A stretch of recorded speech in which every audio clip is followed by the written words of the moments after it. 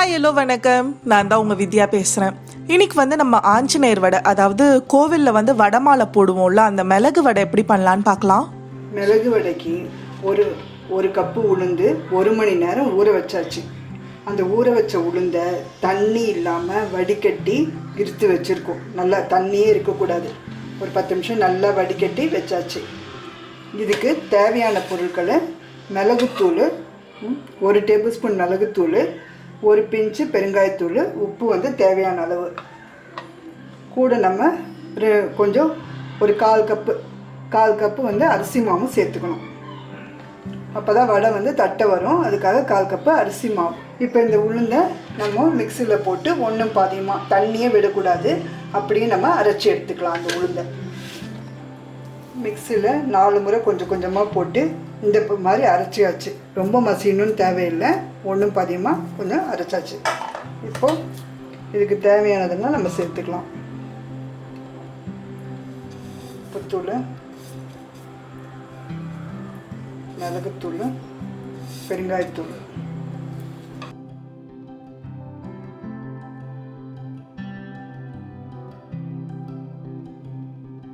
அரிசி மாவு.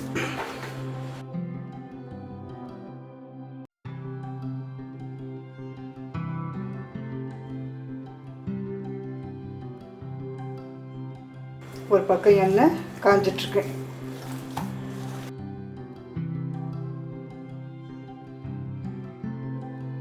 தண்ணி விடாமல் இந்த மாதிரி அரைச்சிக்கணும்.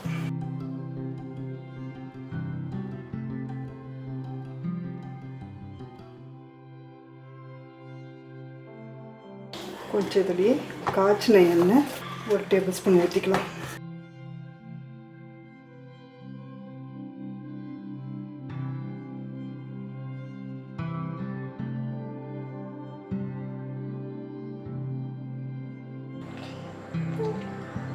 சின்னதாக கோலி குண்டு சைஸில் சின்ன சின்னதாக எடுத்துக்கலாம். உருட்டி வச்சுக்கிட்டா கூட பரவாயில்ல. அது எண்ணெய்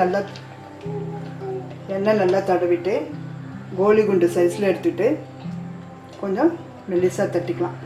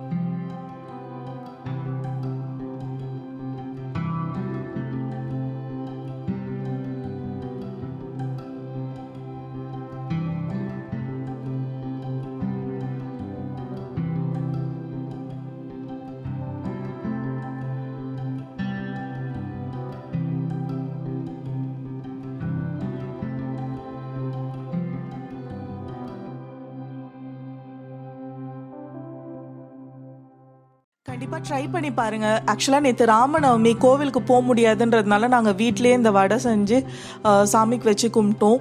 ரொம்ப டேஸ்டியாக இருந்தது. கோவிலில் கிடைக்கிற மாதிரி அவ்வளோ டேஸ்டியாக கிறிஸ்பியாக இருந்தது.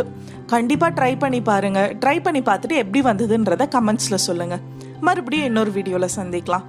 தேங்க்யூ, பாய். உங்களுக்கு இந்த வீடியோ பிடிச்சிருந்தா லைக் பண்ணுங்கள், உங்கள் ஃப்ரெண்ட்ஸோட ஷேர் பண்ணுங்கள், மறக்காமல் என்னோட சேனலுக்கு சப்ஸ்கிரைப் பண்ணுங்கள். சப்ஸ்கிரைப் பண்ணதும் பக்கத்தில் இருக்க அந்த பெல் ஐக்கனை கிளிக் பண்ணுங்கள். அப்போ தான் நான் போடுற வீடியோஸ் உங்களுக்கு நோட்டிஃபை ஆகும். மறுபடியும் இன்னொரு வீடியோவில் சந்திக்கலாம். தேங்க்யூ, பாய்.